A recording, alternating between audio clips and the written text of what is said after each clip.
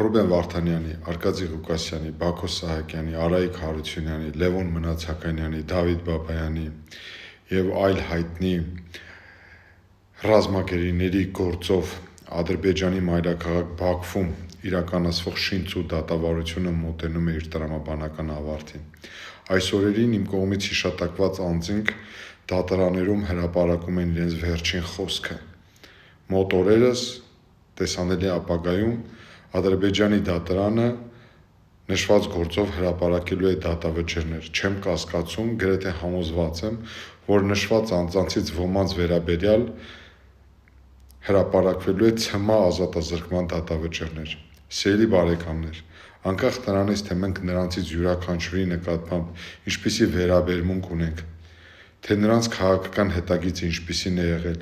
եւ թե նրանցից յուրաքանչյուրը ինչպիսի դերակատարություն ու գործունեություն է ունեցել ու ծավալել Արցախում,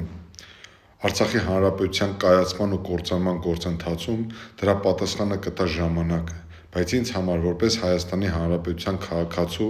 ստորացուցիչ ու նսեմացուցիչ է, որ նրանք պատասխանատվության են ենթարկվում հանուն Ադրբեջանի Հանրապետության։ Սա բոլորից ամոթ ու խայտառակություն է, անկախ նրանից, թե նրանք ինչ հանգամանքներում, ինչպիսի քաղաքական, աշխարհաքաղաքական իրողությունների հետևանքով են գերեվարվել ու դարձել պատանդ Ադրբեջանի ձեռքին,